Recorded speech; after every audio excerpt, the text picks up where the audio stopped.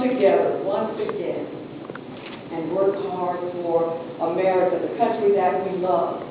I guarantee you, everybody in this room, I don't know all of you, but I bet you one thing. When we talk about finding some common ground, I bet everybody in this room, regardless of what your political affiliation is, you love America.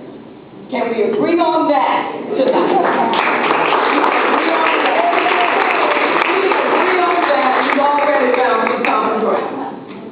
Now, I just want to tell you a little bit about my story because I know many of you have heard it, but bear with me. Because it really sets the tone for why Val Demings wants to do this and why it's so important to me when I think about the amazing and the opportunities that I have had to live the dream. Born and raised in Jacksonville. I'm the youngest of 7 children. 7 children. The family still has bigger families anymore, 7 children. Youngest of 7 children. My mother was a cleaning lady. She cleaned houses for a living. My dad was a janitor. He was a maintenance man, a gardener. My dad had a remarkable ability to make things grow. People were having problems in the community with their gardens, with their flowers. They called my dad. He had the Midas touch. But what I remember most about my dad is that he used to go to work 7 days a week. I want you to hear me, 7 days a week to make ends meet for his wife and his 7 little children. He made that sacrifice. It was important to him to make sure we had food on the table and a roof over our heads and clothes on our backs. I was in the chorus and the band growing up. Now, don't ask me to sing tonight. I sung in the chorus. I didn't say I was the lead solo singer. I've been in the chorus, but I can remember, didn't really appreciate it as a child. But you know when you start looking back. I remember my dad, we were getting ready to go on a band trip or a chorus trip. My dad didn't have the money. We were trying to pay the bills. But he would go and knock on the door. I can see him clearly now, knocking on the door. Somebody that he worked with, and asking them to give him an advance on his pay. Not so we could put food on the table or pay our bills, but so his daughter could go on the band trip and the chorus trip and experience the same things, the same quality of life as other people did. Didn't appreciate it then, but boy, looking back, I appreciate it now. Think about how that must have made him feel. But he did. And even though we grew up poor, we had a 2-bedroom wood frame house. 2-bedroom wood frame, big 9. Are you feeling it right now? 2-bedroom wood frame house. But you know what? We were poor, but didn't really know it. Because my parents did everything they could to make sure we didn't know it. And my mother used to say, look, yeah, we're poor. That's not what you do. You get out and you work hard, and you play by the rules, and you can live the American dream. Now, she told me that many, many years ago, and I didn't really understand then what it meant. But as I got older, I learned exactly what it meant, that if you work hard and play by the rules, then you can have the opportunity in this country that we all love to do what you want to do and be what you want to be. Went to college. I remember when I was graduating from school, high school, my mother said, well, are you going to college? I said, well, I want to go, but we didn't have any money for me to go. None of my siblings, remember I'm the youngest, none of my siblings had ever gone to college. And so how was I going to believe that it was possible for me? But my mother said, look, you're too smart to stay home. You apply to the college of your choice, and you're going to college. You get out here. And so I said, you know, my mother, now, I don't know, she's a praying woman, but I don't know if she, you know. But I did. I applied to the college of my choice, which is Florida State University. If there are Gators in the house, Please don't. Oh, well, okay. Remember what we said. One nation. Gator nation, but one nation. Gators are Democrats. You know, I'm starting to like the Gators already. But I went to college, majored in criminal justice, and graduated with a degree in criminal justice. Amazing. I don't know how I did it. I worked at McDonald's. My parents didn't have money to send me the kind of care packages that other people did, but I somehow made it. And I wanted to be an attorney then. My dad used to say, girl, with that mouth of yours, you need to get paid with that. You need to go to law school.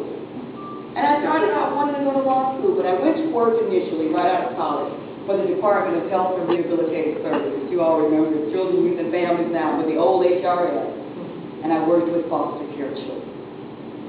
I was sitting at my desk one day, and I was very discouraged because it seemed to me that the bureaucracy of that agency overshadowed what the children that we were working for really needed. And I was sitting at my desk one day with my head in my hand, and I was thinking, gosh, how am I going to get through bureaucracy? Because I'm working for the children.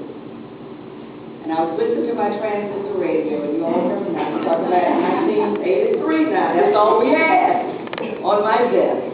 And there was an announcement and advertisement came over the radio that said the Orlando Police Department was in Jacksonville too. And I said, well, you know what, I have my criminal justice degree, I kind of like those law enforcement classes. I'm going to go over to the college and hear what they have to say. And I went over to Edward Morris College, filled out some paperwork, took a couple of exams, all on my lunch hour.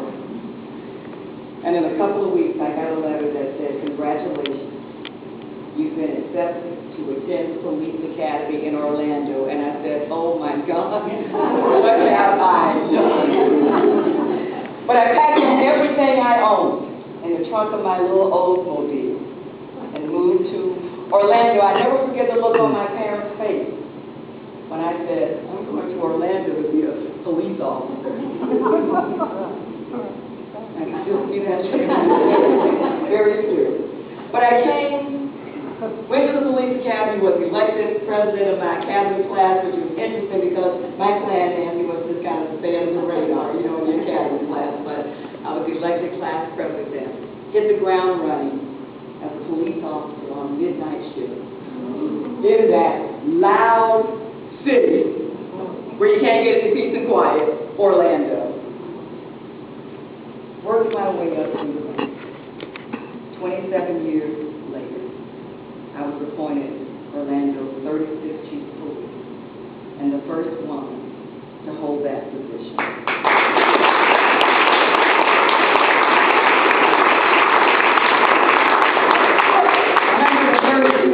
Orlando to get his first woman chief, but doggone it, we did it. I had 3 goals. I was appointed when crime was at an all-time high, and I said, okay, that's the way you're going to do it. Okay, first woman, but I'm appointed when crime was at an all-time high, but I got this. Because instead of focusing on the crisis, I focused on the opportunity. I realized that the citizens of Orlando, not only did the mayor have faith in my ability, but so did the citizens. I owed them everything. And I worked hard. I had 3 goals: the reduction of violent crime. We needed to remove as many illegal guns out of the hands of convicted felons. And we needed to build a much better relationship with our community. How important is that? But I made a promise to myself the day that I was sworn in as chief. I said, I'm going to retire when I felt my work was done. I made that promise the day that I was sworn in. And in June of last year, I looked around, we had reduced violent crime by over 40%, and the mayor said it was the most dramatic reduction. And the record did too. The most dramatic reduction in the history of Orlando.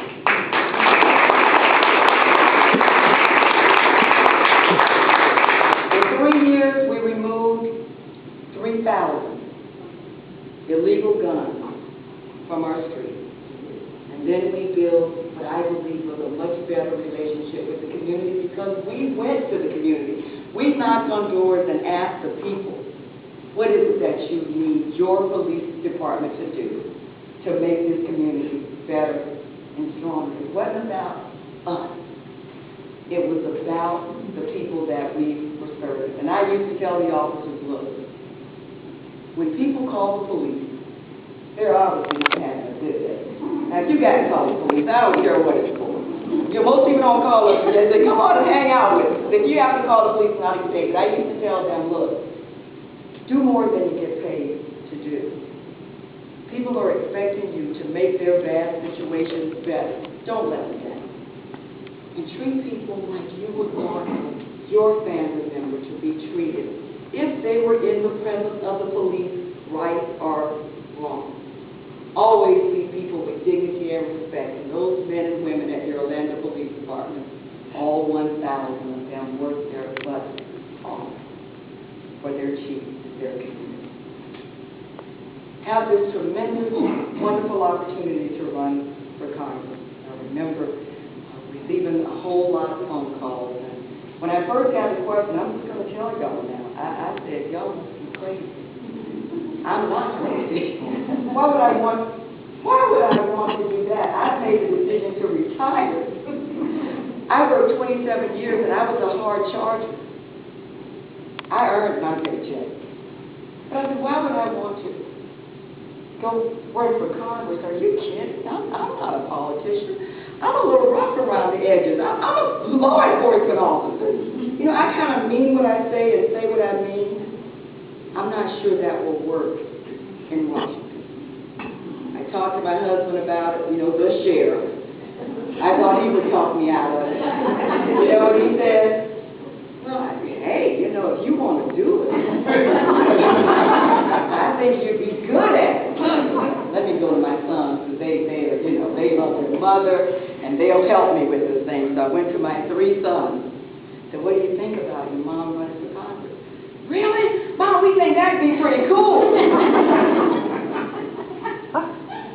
But ultimately, I prayed about it. Because believe me, it had to be right for me. It had to be the right thing for the people in the district. It had to be the right thing for my family. I prayed about it. And I ultimately made the decision to run. When I look at what is happening today in Washington, and you all know it too, we have a mess. See what kind of candidate I am already? I can't think of a fancy, appropriate, politically correct word to use. We have a mess. And I do believe that we can do better. I do believe that there is hope. I believe we can do better if we start electing different kind of candidates. People who have not grown up playing political games or catering to a particular party, but people who are independent thinkers, people who will have the courage to get out in the community and ask you, what does Lake County need? What are Lake County's concerns? Not hide behind a political agenda. Now don't get me wrong, God bless anybody who is willing to step up and serve in public office. Because it is not easy. You put yourself out there, you put your family out there. So to all the people who are currently serving, including the person in this district, God bless people who step up to serve. But when I look at the challenges that we have today, I believe we need more. I believe we need a stronger voice. I believe we need a different approach. I believe we need an independent thinker.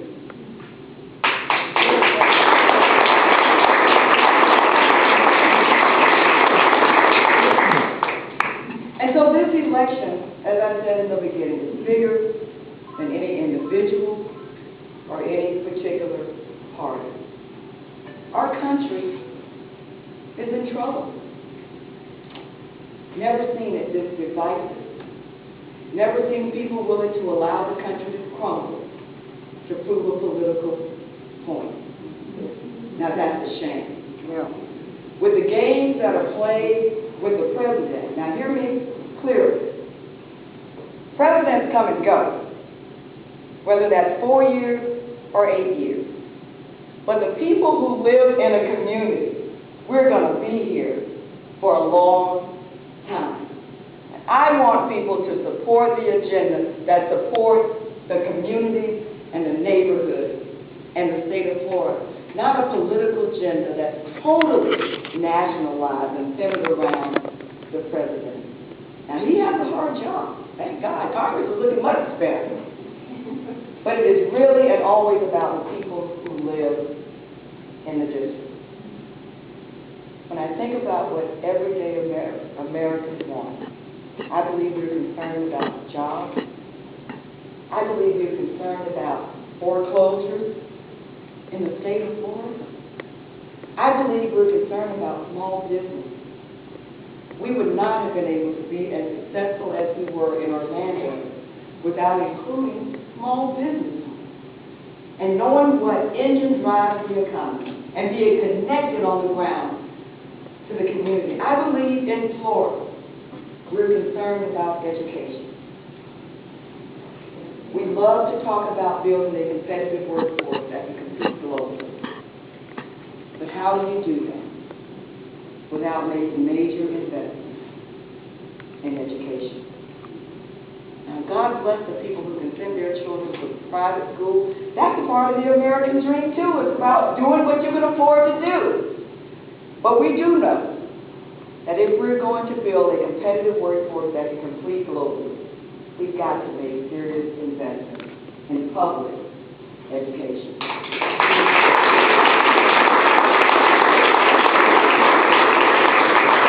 Our children deserve better. When we talk about the future, and people used to say to me, I remember talking to a teacher, wow, Earth, do you want to be a police officer? I'm like, well, wait a minute now. When they start attacking me, at least I can shoot back. Teachers play such a valuable role in building up our community. And you talk about a thankless job. Our teachers deserve better, and our children deserve better. I believe we're concerned about health care. Now, we can argue all day long about the Affordable Health Care Act and whether it's good or whether it's bad. But let's find some common ground. If we believe America is truly the greatest country in the world, and I really believe that it is truly the greatest country in the world, then shouldn't we also believe that every person living in this country should have access to quality health care? Can I find some common ground? Every person should have access to quality health care. The fact that over 30 million people living in the greatest country in the world do not have access to quality health care is a shame. And it shouldn't have to touch us and our families to be really concerned about it. Because if you think about it, I bet you we all know somebody, if not a family member, a church member, a co-worker, who didn't have the health care needed. Can you imagine having a pre-existing condition, and most people cannot, decide whether they're going to be ill or not? I don't think anybody can. But you have a pre-existing condition, and your insurance company drops you. Premiums you pay don't mean anything because now you're sick when you need it the most, and they drop you. That's wrong all day long, any day, anywhere. That's wrong.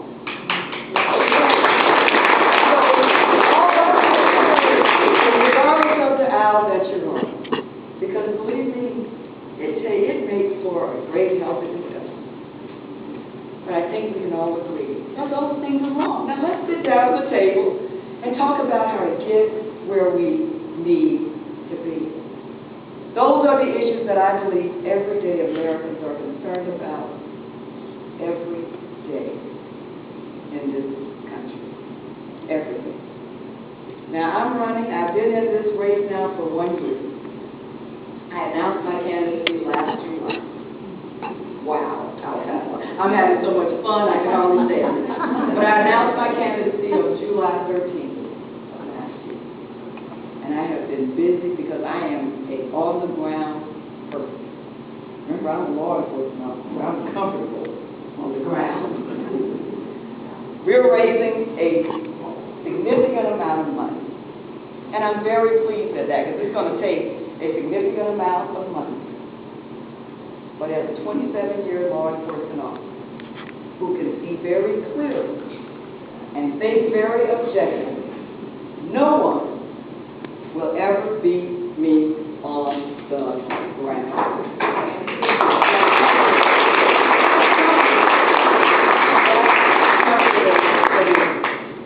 So tonight, I need your help. We're facing some critical issues, but believe me, solving them is not impossible. And it doesn't take rocket science to do it. It is not complicated. The challenges are great, but it's not the first time America and Americans have faced tough challenges. We just need people to come together at the table and say, America is bigger than any individual. I want to thank you for your support. I want to thank you for being here tonight. It really means the world to me. And in 104 days, who's counting? I can tell you how many hours, minutes, and seconds if you couldn't. But in 104 days, I will be absolutely honored to be elected to represent the citizens of Congressional District 10. And together, we're going to make a difference.